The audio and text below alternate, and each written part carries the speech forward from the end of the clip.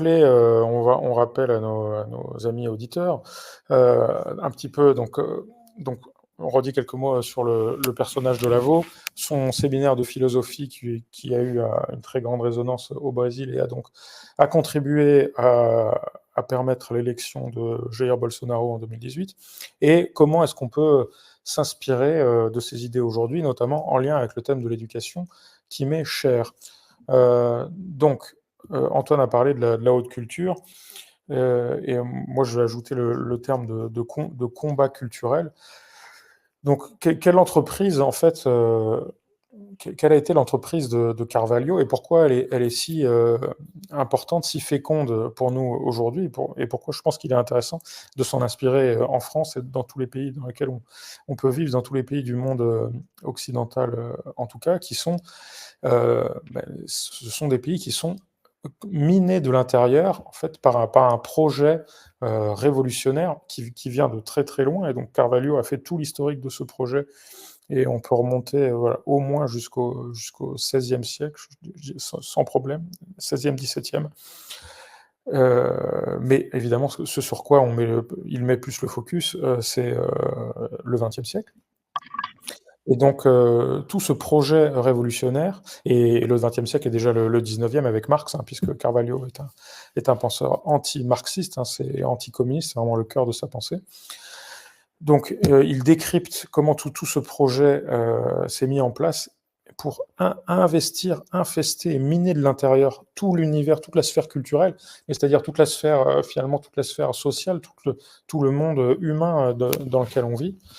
Et comment est-ce qu'il faut tout reprendre à la base pour lutter contre cette influence et proposer un autre projet. Et à la limite, là je m'appuie sur des idées de Lucien Cerise, mais qui peut-être serait en phase avec ce qu'on raconte Carvalho, à la limite, même en reprenant, enfin moi c'est ce que je dirais, ne pas hésiter à reprendre les mêmes stratagèmes que ceux de l'ennemi, puisque visiblement ils marchent. Simplement, on doit les mettre, les mêmes stratagèmes, au service du bien et au service de la civilisation, là où eux le mettent au service d'une utopie, d'un projet fou, où il faut changer, mettre à bas toutes les institutions de la civilisation depuis des siècles, sinon des millénaires. Donc, en quoi est-ce que y a un lien entre ce projet et le thème de l'éducation? Bon, alors, les idées révolutionnaires de gauche, mais qui en fait, on dit de gauche, on va préciser une ou deux choses. Moi, je dirais qu'on peut mettre dans le champ des idées problématiques et des doctrines et des idéologies à combattre, aussi une bonne partie de ce qu'on appelle souvent la droite, c'est-à-dire tout ce qui se rattache au libéralisme. Et là, je me référerais à un penseur comme Alain de Benoît, à qui je ne suis pas d'accord en toute chose, notamment puisque c'est un penseur néo-païen, mais par contre, c'est un théoricien antilibéral, et là, je pense qu'il rejoint Olavo de Carvalho. En tout cas, moi, je le rejoins sur cette idée-là. Donc, parmi nos ennemis, il faut considérer les communistes, les socialistes, les écologistes, l'écologie qui est une mutation, en fait, du communisme, le féminisme, le LGBT. On a un bruit parasite, Antoine, je crois que ça vient de ton côté. On a un bruit de micro, là. Donc, le féminisme, le LGBT, mais aussi toutes les idées du centre droit libéral, et notamment autour de l'économie de marché. Bon, là, on aura peut-être des divergences avec Antoine et en tout cas avec le mouvement bolsonariste qui est assez libéral sur le plan économique. Mais moi, je dirais qu'une bonne partie des idées qui ont été élaborées dans le monde anglais au XVIIe siècle et au XVIIIe siècle font partie du problème. Et là-dedans, il y a évidemment une grande partie de ce qu'on considère aujourd'hui être la science et les idées scientifiques. Donc ça, c'est Carvalho qui va chercher très loin dans l'histoire des idées pour prendre le problème à la racine. On en a déjà parlé dans d'autres émissions, on y reviendra peut-être. Mais toute cette pensée scientifique est en fait euh, euh, va de pair avec un mouvement qui va naître plus tard historiquement, donc au XIXe siècle, qui sont les mouvements socialistes puis communistes révolutionnaires, qui vont avancer, ont leur pion, prendre le pouvoir en Russie, on le sait, en 1917. Mais surtout, et là une bonne partie du travail intellectuel de Carvalho, c'est d'insister sur ce point-là, va y avoir cette mutation du marxisme qui va sous l'influence de quelqu'un comme l'italien Gramsci, ou des penseurs de l'école de Francfort comme Adorno, Horkheimer, Marcuse, qui va donc muter pour devenir ce fameux marxisme culturel, qui n'est pas un marxisme directement révolutionnaire, mais qui est l'idée de prendre le pouvoir par les idées, par les idées, et d'infiltrer la sphère culturelle, et d'infiltrer notamment l'éducation. Donc maintenant, je vais me centrer sur ce thème de l'éducation, parce qu'aujourd'hui, je crois que le constat est quand même dramatique. Aujourd'hui, je me suis éloigné de l'éducation, mais je vais probablement m'en rapprocher. À la base, je suis enseignant. Mais c'est vrai que récemment, j'ai consulté des documents qu'on met entre De les mains. quelle matière, François? Moi, je suis enseignant de quelle matière? Moi, je suis enseignant en allemand. Mais j'ai eu récemment entre les mains des documents qu'on met entre les mains d'une élève de terminale, dans des sujets comme l'histoire, les sciences de la vie et de la terre, l'éducation civique. Mais en fait, absolument tout est propagande gauchiste, mondialiste, tout est subversion anti-civilisationnelle, et tout est... Enfin, c'est une propagande mensongère, avec des mensonges monstrueux, et un endoctrinement, mais de tous les instants, autour du réchauffement climatique notamment. Enfin, je ne sais pas si c'est la même chose au Brésil, tu avais l'air de dire que non, mais en France, c'est vraiment tout ce qui est fait dans les sciences de la vie de la Terre, ça va dans le sens, à mon avis, promouvoir cette thèse du réchauffement climatique comme étant l'enjeu numéro un. Et puis, certainement sur la sexualité, c'est promouvoir toute leur déviance, leur perversion, là, autour de l'idéologie du genre. Donc, on a une école qui est, aujourd'hui, je le crains, je le verrai quand je retournerai enseigner, mais je crains que ça ait empiré vraiment plus ces dernières années. Mais donc, est vraiment infesté d'idéologies qui sont en fait en partie un marxisme qui a muté, comme on l'a dit, mais aussi en partie des idées qui viennent de bien plus loin, et d'un mouvement révolutionnaire qui s'est beaucoup joué en Angleterre au XVIIe siècle, avec la fondation de la soi-disant science moderne, et qui est en fait est un succédané, enfin pas seulement un succédané, c'est très complexe évidemment, il y a une évolution, mais qui vient de l'occultisme des sociétés secrètes. Et on arrive à un bric-à-brac qui est au final qui est un océan de mensonges, et qui sont des mensonges qui sont utilisés dans un but de subversion anti-civilisationnelle, et j'hésiterai pas à dire anti-humaine, parce qu'il y a vraiment la volonté de saper l'institution familiale pour des raisons philosophiques, idéologiques complexes. Mais j'avance sur cette idée-là en ce moment, que on peut retracer à travers l'histoire des idées le fait que il y a dans le combat que nous mène l'ennemi, la volonté de faire de nous de purs individus. Voilà, c'est-à-dire qu'ils veulent briser tout ce qui est, et ça c'est un fruit tardif du nominalisme, à mon avis, qui est une doctrine en philosophie du langage, briser tout ce qui est collectif, tout ce qui est existence collective. Donc collectif, ça commence à partir de deux. Le couple, il faut plus que le couple soit une institution pérenne. On veut que du sexe libre et des choses temporaires. Ouais. Voilà. Pour faire ajouter juste un petit peu avec une anecdote, récemment sur Twitter, c'était dénoncé. Il y avait une opération de guerre psychologique et d'ingénierie sociale avec une femme qui avait une pancarte en disant qu'avoir un enfant, c'était égoïste. Donc voilà le type d'opération psychologique poussée par les globalistes d'endoctrinement. Voilà. Absolument, bon exemple. Encore récemment, je l'ai vu à nouveau sur Arte. J'ai fait une émission sur YouTube il y a quelques années sur ce sujet-là qui me tient à cœur. La propagande malthusienne, voilà, ça continue. Sur Arte, ils ont fait une émission de 50 minutes. Enfin, ils sont même pas donné le mal de faire une émission. Ils ont traduit une pauvre émission américaine inspirée du féminisme intersectionnel, puisqu'on voit que essentiellement des femmes noires interviewées, qui nous expliquent qu'elles ne veulent pas avoir d'enfants, et que c'est très bien de ne pas avoir d'enfants, etc. Donc tout ça fait partie du mouvement que l'on dénonce avec Carvalho. Subversion du couple, donc subversion de la famille, plus de couple, plus de famille, mais aussi tout ce qui est identité collective. Donc bien entendu la nation, mais même tout ce qui est collectif, finalement, ils veulent le saper pour avoir, et je trouve qu'une très bonne illustration de ça, c'est ce à quoi on a assisté pendant le Covid, À un moment donné, ils avaient dessiné des petits ronds par terre sur les quais de métro pour inviter les gens à s'y mettre là, enfin avec une distance de 2 mètres entre chaque personne, pour surtout les gens ne s'approchent pas, ne se touchent pas. Soi-disant, c'est pour pas faire passer le virus entre les gens, mais ça, je pense que c'est un prétexte. L'idée derrière la tête, c'est en fait, on veut des monades, chacun dans son coin, et au-dessus de ces individus qui ne sont pas reliés ensemble par des liens forts, eh ben, il y a cet état totalitaire qui se met en place et qui est un pouvoir de plus en plus absolu. Voilà. Et Mais là, j'en pour reviens à revenir aussi ouais. sur ce point-là, ouais, cette fragmentation est aussi expliquée par tout ce qui a été fait par les recherches sur le MK Ultra, comme quoi une personne doit avoir son esprit fragmenté, son esprit isolé, son esprit.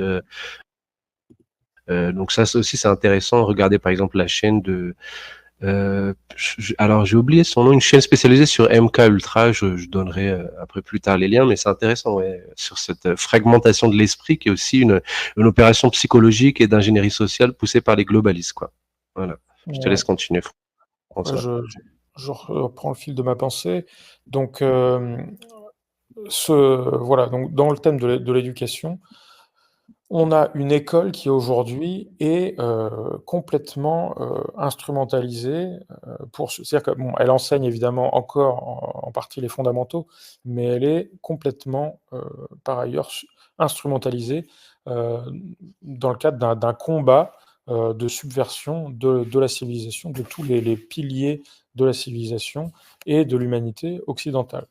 Donc, il faut commencer par en prendre conscience, comprendre. Et là, moi, j'avance sur un sujet qui est un sujet difficile et subversif, et je sais que c'est pas facile d'en convaincre les gens. C'est pour ça que moi, je suis en train de fourbir mes armes pour mener ma propre réflexion en fait philosophique et en histoire des idées sur cette question-là qui me passionne. Mais il y a quelque chose qui se joue au niveau du rapport à la science, du rapport à la connaissance et du rapport aux mathématiques.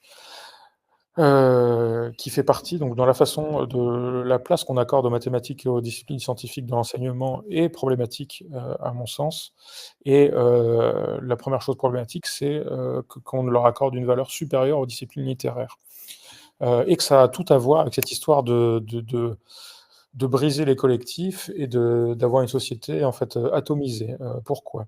Parce que ce qui relie, les hommes, c'est le langage. Déjà, ce qui relie, c'est la langue, c'est les croyances collectives, les mythes, la littérature et la religion.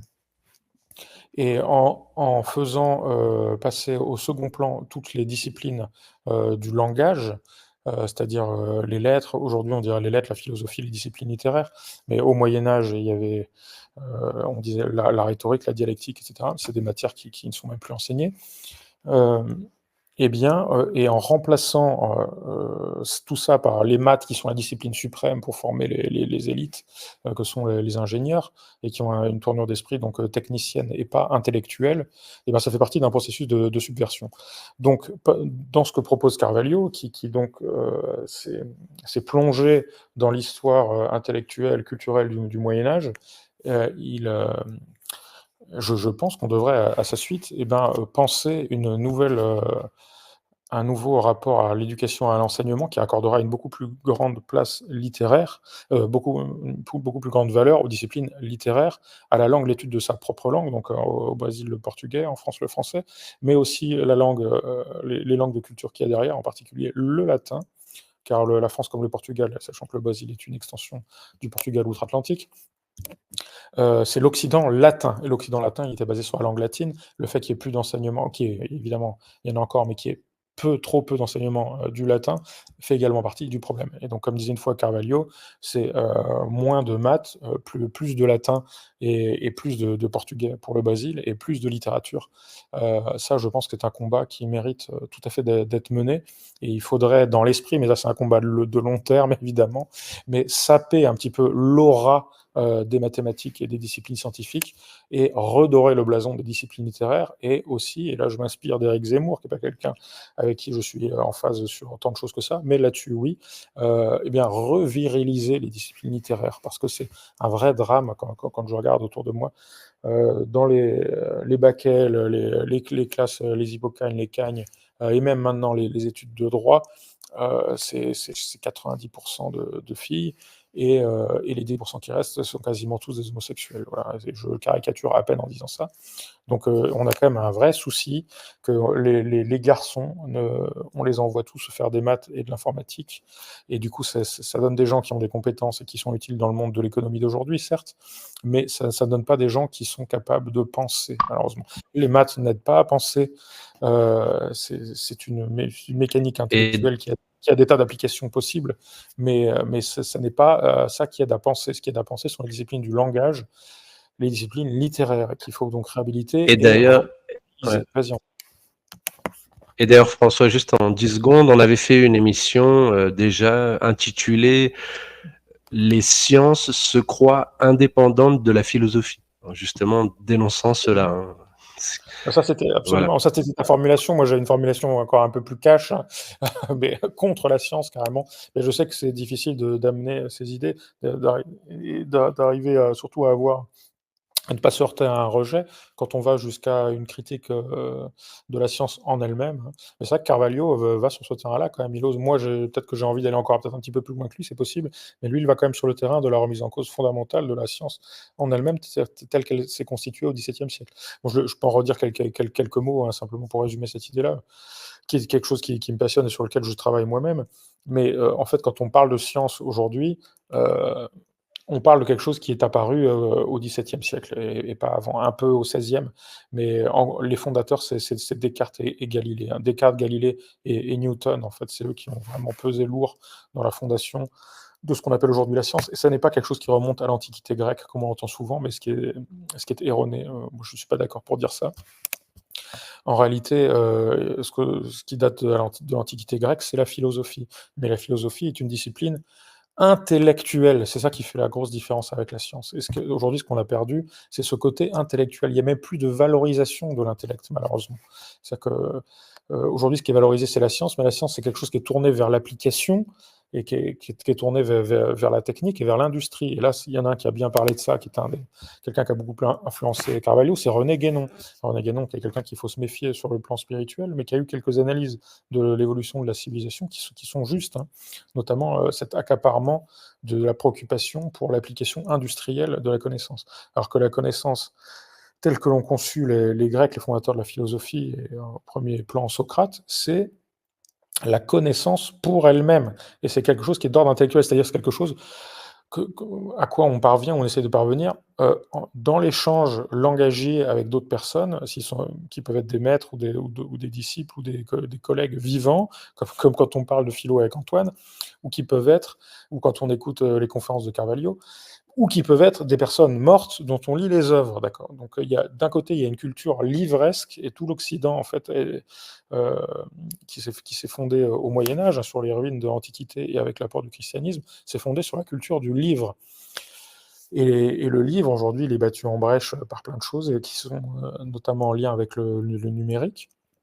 Mais le numérique a beaucoup à voir avec les maths, avec la technique, et nous emmène vers autre chose, et on ne sait pas encore vers quoi, parce qu'on a un recul assez limité, mais on sent que cette civilisation du livre, qui a duré pendant des siècles, elle est menacée quand même aujourd'hui. Donc moi, je suis quelqu'un qui défend les livres, et qui défend les disciplines littéraires. Et on a quelque chose, dans le cadre du combat culturel, anti-gauchiste, anti-destruction de la civilisation, on a quelque chose à jouer, une carte à jouer au niveau de la réhabilitation de la littérature, de ce que Olavo de Carvalho appelle la haute culture. Mais la haute culture, c'est simplement voilà, la culture livresque et les arts. Hein. Donc c'est la tradition musicale, la grande musique, la musique classique. C'est les arts, c'est la peinture, et pas seulement le dernier graffeur à la mode, mais les peintres anciens. Et c'est les écrivains, voilà, se plonger dans des œuvres qui datent de plusieurs siècles. Et c'est toute cette culture intellectuelle de l'Occident latin, bon, pas seulement de l'Occident latin, mais particulièrement, et puis c'est chez nous. Donc la culture des livres, c'est-à-dire qu'être un intellectuel, c'est lire des livres, réfléchir sur des livres, et enseigner, écrire. Et ça n'est pas la même chose que d'être un scientifique qui fait des expériences dans un laboratoire, mais qui n'a pas voilà, cette vision d'ensemble et ce rapport à la langue. Et le savoir scientifique est pauvre en culture, je dirais. Il n'a pas besoin, un peu, pour mener à bien un protocole scientifique, on n'a pas besoin en fait d'avoir lu des milliers de livres. Alors que pour être un penseur, voilà, puisque Carvalho nous invite à être des penseurs, à être des philosophes, oui, il faut avoir lu des milliers de livres. Et plus on en a lu, plus on a un spectre de compréhension de la réalité qui est large, et plus on a une chance d'avancer vers la compréhension des choses telles qu'elles sont. Voilà.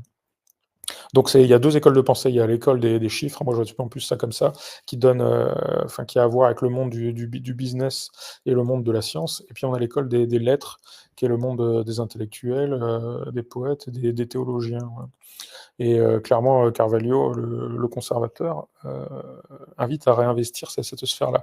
Et donc, je voulais rebondir aussi, François, sur le fait que dans son cours de philosophie, Olavo du Carvalho insistait sur le fait d'aborder en premier lieu le développement de l'imaginaire plutôt que rentrer directement sur la logique. Donc, il expliquait que le développement de l'imaginaire, l'imprégnation avec la grande littérature permettait de se construire un éventail en fait d'émotions, de questionnements, et la partie logique vient simplement après. Donc il y a aussi ça, peut-être tu peux rebondir sur ce point-là si tu veux. Oui, complètement, oui, merci de me tendre la perche là-dessus. D'ailleurs, j'écoutais un extrait des vidéos que tu m'as fait suivre tout à l'heure, où il parlait de ça, ouais, justement. Bah, absolument. Donc, en fait, ce que Carvalho prêche, c'est pour que les gens se constituent une culture littéraire. Et une culture littéraire, c'est d'abord les écrivains, connaître d'abord les écrivains de son pays qui ont écrit dans sa langue, mais bien sûr, idéalement après, c'est plus large que ça, connaître tous les grands écrivains, idéalement, hein, de la culture universelle, on va dire, au moins de la culture occidentale.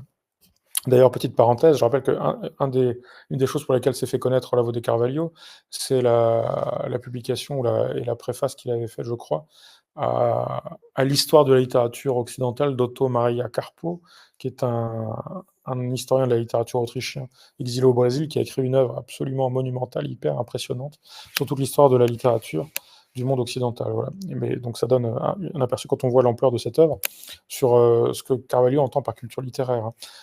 Avoir une culture littéraire, c'est connaître, oui, avoir des idées sur les Grecs, les Latins, les médiévaux, et puis toute la littérature du monde européen et de ses prolongements ailleurs dans le monde. Pour se forger, hein, et surtout il insiste sur le fait, et je suis tout à fait d'accord avec lui là-dessus, commencer par connaître, ça veut pas dire qu'il faut lire que ça, on peut lire aussi des auteurs plus contemporains, mais commencer par connaître les grandes œuvres, les plus grandes œuvres, hein, donc les plus grands noms de la littérature de son pays, pour commencer. Et donc, ce que remarquait aussi Carvalho dans cette émission, dont j'écoutais un bout tout à l'heure, lui, il parle du déclin de la littérature brésilienne. Sur la littérature brésilienne, disons-le, j'ai pas grand-chose à dire. Mais par contre, je pourrais faire le parallèle avec le déclin de la littérature française, qui est tout à fait frappant, quoi.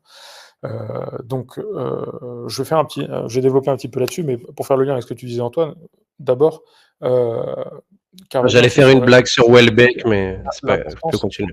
Ouais, on y revient, ouais, sur Welbeck, si tu veux. L'importance d'avoir ces références en tête pour penser. C'est-à-dire qu'on ne peut pas faire de la philo si on n'a pas d'abord une culture littéraire, toute cette partie qui est liée en fait à l'imagination. Voilà, d'abord l'imaginaire, et après on va travailler sur plus le raisonnement logique, quelque chose de plus froid, qui fait aussi partie de la philosophie. Mais on ne fait pas de philo sans une culture littéraire préalable. Or, ben, la tournure d'esprit moderne, et là ça fait le lien avec ce que je disais tout à l'heure, la culture moderne, donc, qui accorde une importance majeure aux disciplines scientifiques. La science est coupée du passé, en fait.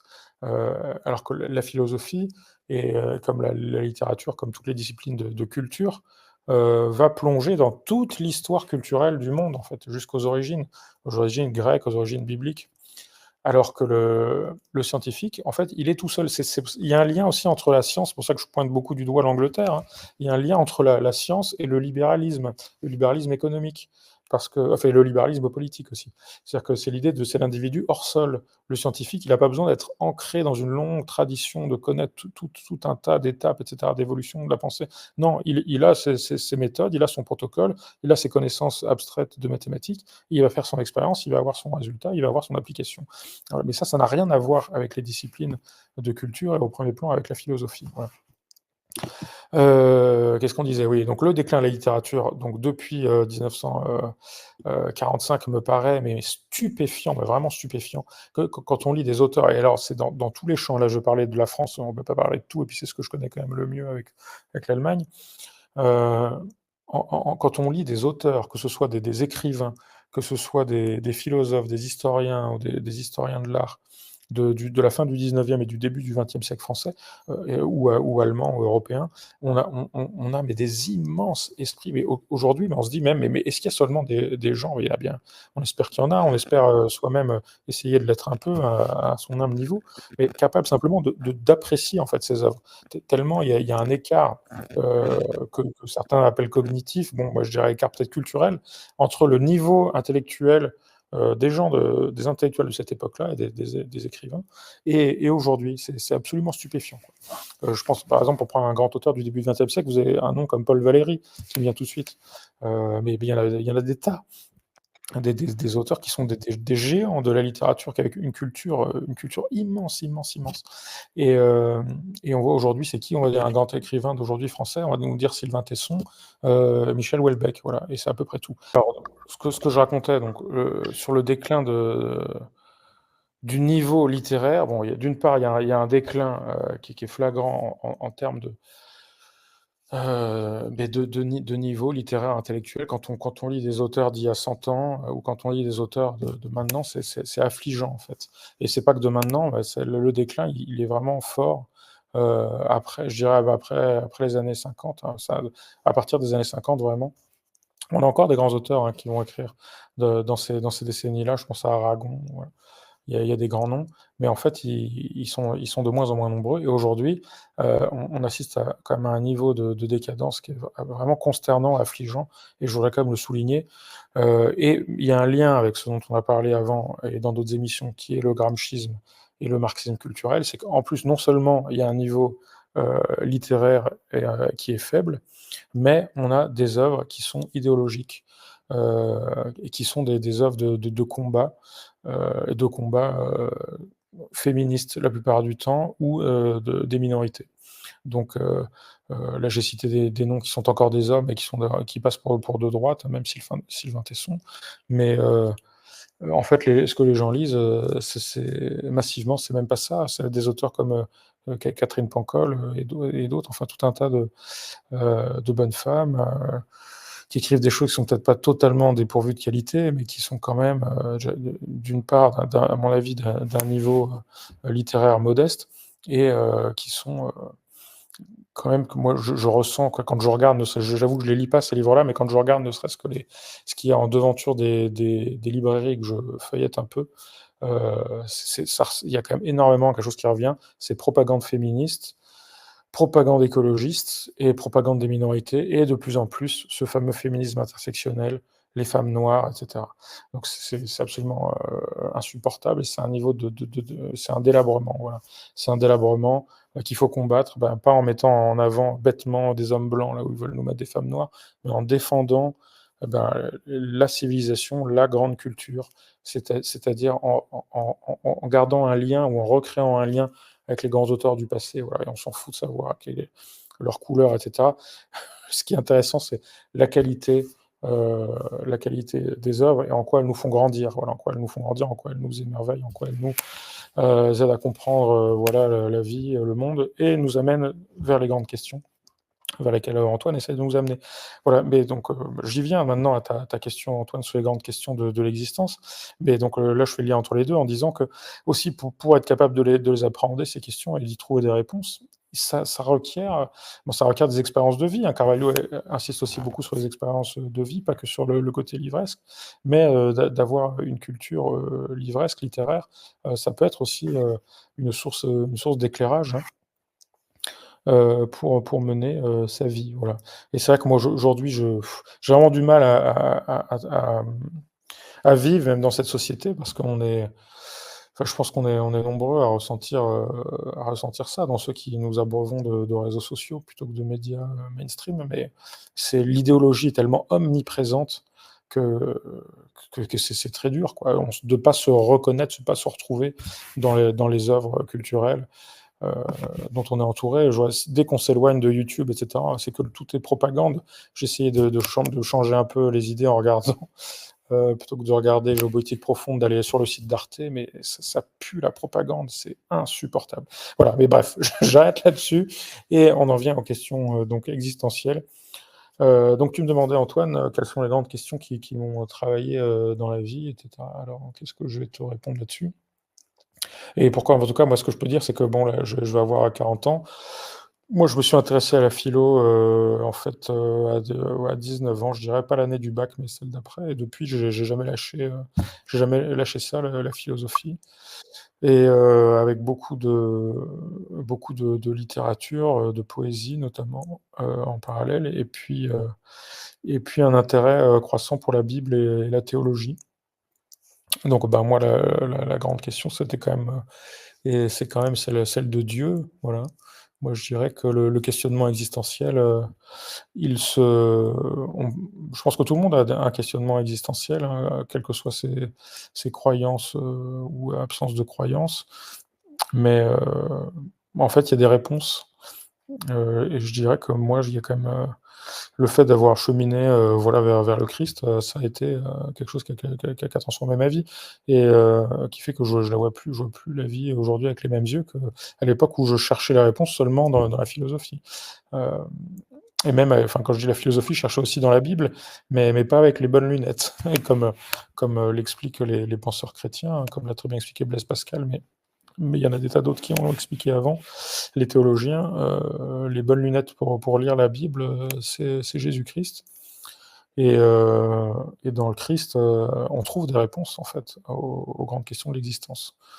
Et voilà, dans l'histoire de la philosophie, il y a eu vraiment des très grands ennemis de la religion, en particulier au XVIIIe siècle, et qui prétendent un matérialisme absolu dans lequel on pourrait être, demeurer jusqu'au dernier souffle, hein.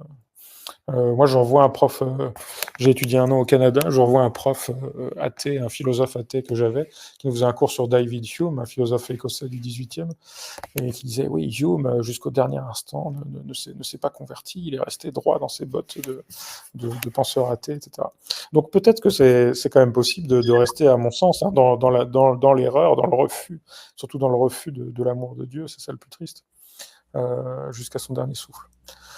Voilà, mais je crois qu'aujourd'hui, il y a une aspiration, il y a une aspiration spirituelle qui est évidente, mais qui est quand même erratique et Pour aller questionner ton encore, point, est-ce que autant ouais. oui, vas-y, qui ne trouve pas encore autant le chemin de l'Église que je le souhaiterais, mais j'ai bon espoir qu'à terme, quand même, l'Église voit ses rangs regonfler.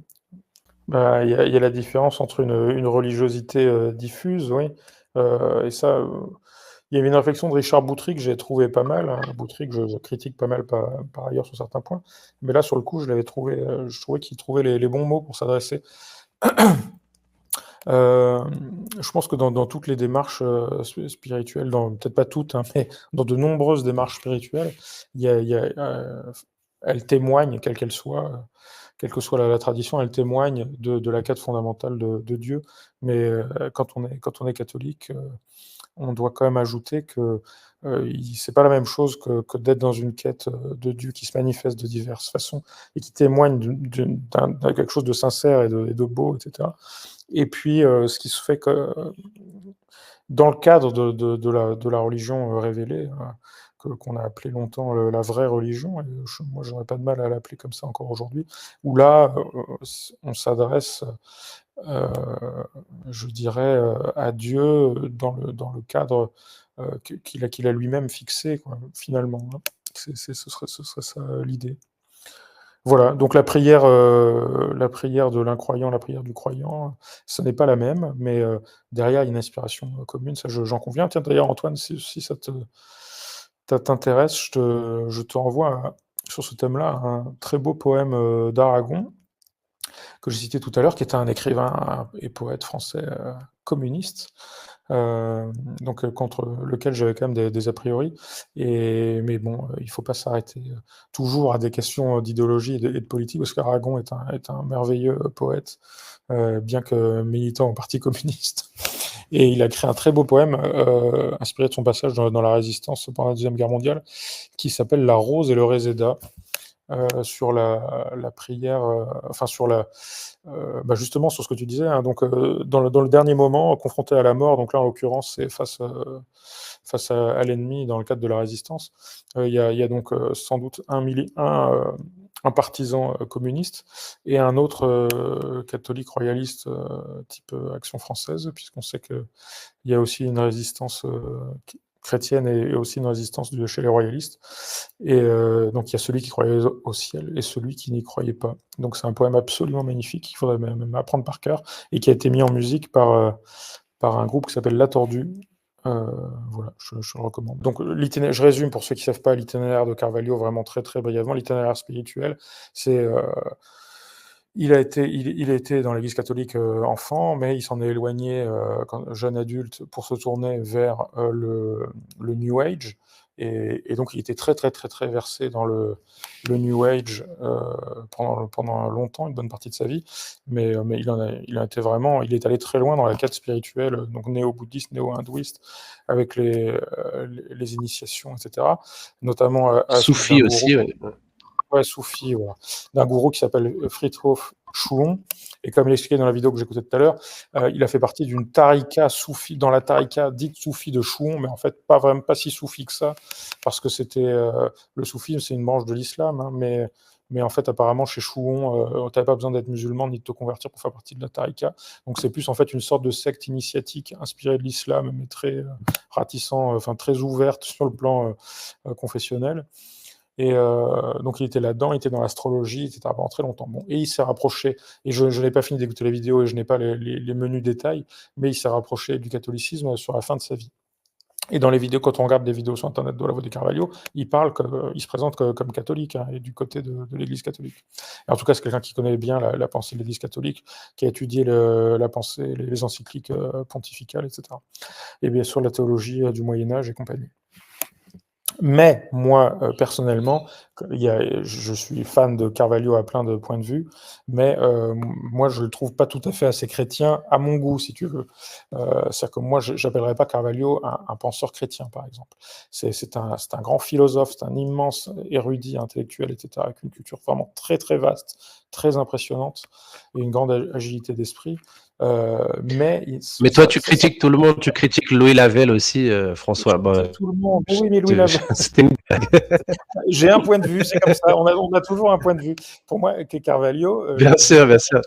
je ne l'appellerais pas un philosophe chrétien, encore moins un philosophe catholique, si tu veux, alors qu'il se présente quand même un peu comme ça. Mais pourquoi est-ce que je dis ça? C'est que, par exemple, quand on est catholique, un penseur comme René Guénon, on doit s'en détourner, mais comme du malin, quoi, si tu veux. C'est que Guénon, je disais tout à l'heure, il peut avoir des aspects intéressants dans son analyse de l'évolution de la civilisation occidentale, mais sa doctrine métaphysique, c'est du poison. Alors c'est vraiment du poison. Il y a un truc diabolique, quoi, si tu veux. Et quand un catholique ne peut que rejeter ça avec horreur, voilà. Et c'est pas le cas de Carvalho, en fait. Jusqu'au bout de sa vie, il est ambigu. On sent qu'il a quand même un discours un peu valorisant sur René Guénon, par exemple. Et moi, spirituellement, ça ne me met pas à l'aise. Voilà. Voilà ce que je pouvais dire sur Carvalho et le catholicisme. Après, c'est quelqu'un qui a une érudition fabuleuse, y compris sur la pensée catholique. Mais pour moi, spirituellement, il n'est pas tout à fait clair jusqu'au bout. Voilà. Je le dis sincèrement. Parce que quand on est normalement dans l'Église catholique, un penseur comme Guénon, un penseur comme Fritjof Schuon, comme tout le mouvement New Age, on ne peut que s'en détourner avec horreur. Voilà. Et on cherche plutôt son inspiration spirituelle chez les grands penseurs de la tradition catholique. Et il y en a des merveilleux, hein, il y en a des merveilleux, et en particulier en France. Et là, moi, ce qui me rend fou, c'est que quand je vois Carvalho qui me fait découvrir des penseurs catholiques français qui connaît qu'en France plus personne ne connaît, comme Antoine Antoine Sertillange, le père Sertillange. J'ai réussi à me procurer ses œuvres, mais c'est une édition des années 40. Ça n'est disponible qu'en traduction portugaise. C'est hallucinant. C'est un grand penseur néo-thomiste. On a des grands penseurs néo-thomistes catholiques français que plus personne ne connaît parce que c'est pas réédité, parce que ce n'est pas enseigné. Voilà, c'est catastrophique. Et c'est Carvalho qui nous les fait redécouvrir. Même s'il n'est pas complètement clair spirituellement, voilà, il est super calé sur la pensée catholique française, plus que bien des catholiques français. C'est stupéfiant. Je flirte beaucoup avec cette idée que j'ai eue à travers Carvalho de rééditer au courant de ma vie, je ne dis pas que je le ferai l'année prochaine, mais de travailler à faire rééditer des penseurs catholiques, en particulier catholiques, mais ça peut éventuellement être autre chose aussi, qui mériteraient d'être connus, des penseurs un peu tombés dans l'oubli. Mais c'est vrai qu'entre-temps, là, je suis plus sur l'idée d'essayer d'écrire mon propre livre pour aussi actualiser tout un tas d'idées, parce que je me suis rendu compte qu'il y a des auteurs des années 60-70 qui sont intéressants, des auteurs de droite, des philosophes conservateurs chrétiens, comme par exemple, il y a, comment il s'appelle il y a un penseur hongrois, là. Bon, je retrouverai le nom, qui, qui mériterait d'être réédité, d'être plus connu. Voilà, Thomas Molnar, j'ai retrouvé Thomas Molnar, c'est un peu la veine Éric Voegelin aussi. Mais Thomas Molnar, bon, il méritait d'être plus connu, mais rééditer ça, en fait, quand tu le lis, je me rends compte, c'est très imprégné par les penseurs en vogue à l'époque, Jean-Paul Sartre, etc. C'est des auteurs que plus personne ne lit. Bon, il faut aussi actualiser, donc c'est aussi, je pense, à notre génération, à produire des œuvres qui s'inspirent de ces auteurs-là. Donc, en ce dimanche, on peut parler de l'Eucharistie. Ce que tu en as dit, c'est intéressant parce que tu as parlé de l'histoire du maintien de faire rentrer la divinité dans l'homme tout en maintenant son individualité. Et c'est une question bien difficile. Tu as parlé de la présence réelle, de la transsubstantiation, tout ça pour en dire quelques mots. Ce sont des mots, alors transsubstantiation, je pense pas, mais la présence réelle, j'espère pas dire de bêtises, mais je dirais que c'est une expression qui est postérieure à l'apparition du protestantisme. Puisque, en fait, au Moyen-Âge, j'en fais juste un aperçu, mais c'est un thème qui est totalement passionnant et sur lequel il y aurait lieu de faire des développements bien plus longs. Tu sais peut-être que les protestants ont remis en cause, et Luther au premier chef, l'idée de la présence réelle du Christ dans l'hostie. Et donc après, l'Église catholique a donc posé les choses clairement en parlant de cette présence réelle, en disant nous, catholiques, croyons en la présence réelle, c'est-à-dire le Christ est réellement présent dans l'hostie. Ce n'est pas qu'une façon de parler. Mais ce qui est passionnant dans cette histoire-là, d'un point de vue d'histoire des idées et d'histoire de la philosophie, c'est que ça a un lien, et d'histoire tout court, d'histoire de la civilisation, c'est que ça a un lien avec le fait même que les protestants aient eu cette idée de dire que ça n'était qu'un symbole, et que l'Église catholique ait eu besoin de dire non, ça n'est pas qu'un symbole, c'est qu'il s'est passé quelque chose dans les esprits, dans l'évolution des mentalités à la fin du Moyen-Âge, et ce qui fait qu'on est sorti, ça a à voir avec la sortie du Moyen-Âge, sur laquelle je travaille justement, c'est qu'on a désappris à comprendre ce que c'est qu'un symbole. C'est-à-dire que pour les médiévaux, on n'avait pas besoin de dire c'est la présence réelle. Quand le prêtre te donne quelque chose, un bout de pain, en te disant c'est le corps du Christ, c'est le corps du Christ. Et c'est dans le symbole, il y a une sorte de... Là, j'ai trouvé un historien du Moyen-Âge qui a parlé merveilleusement de ça. J'ai malheureusement plus ces mots exactement en tête. C'est Johann Huizinga, pour ceux que ça intéresserait, dans un livre célèbre qui s'appelle L'automne du Moyen-Âge, où il parle de ça. Il y avait une rencontre du réel et du symbolique dans l'Eucharistie. Mais en fait, il y a eu une dissociation du réel et du symbolique quand on est sorti du Moyen-Âge et quand on est entré dans cette mentalité moderne, qui fait qu'on est très difficilement capable en fait de comprendre ces choses-là aujourd'hui et d'accepter du coup ce miracle de la transsubstantiation. Mais derrière du coup cette protestantisation des esprits, je dirais, qui est liée à l'entrée dans le monde moderne, il y a cette idée, cette perte de la mentalité symbolique du Moyen-Âge, mais c'est un sujet immense sur lequel on ne va pas rentrer aujourd'hui. Voilà, en tout cas, il y a une vidéo de Lavaux d'ailleurs sur le protestantisme, ouais, qui explique cela aussi, ouais, qui est intéressant. Ouais. On a désappris à voir. Et puis le fait que les occultistes, ouais, le fait que les occultistes aussi ont attaqué, oui, c'est ça qu'on comprend. On a abordé un peu ce mouvement-là qui a fait que la dimension symbolique symbole, en fait du monde. Voilà, ce sont les choses dans leur dimension symbolique en général qu'on n'est plus capable d'appréhender comme telles. Voilà. Et ça, c'est lié au regard objectivant de l'esprit moderne et de la science. Voilà. Ce que je voulais tirer au clair, c'est il y a un lien entre le protestantisme et la science, qui me paraît très évident, et qui a forgé la mentalité moderne, et qui est une mentalité qui est incapable de comprendre la dimension symbolique des choses, et qui donc accède difficilement à quelque chose comme la présence réelle du Christ dans l'Eucharistie. Merci à Ça tous. marche. Merci Antoine, merci à ceux qui ont Merci, écouté jusqu'à maintenant. merci François.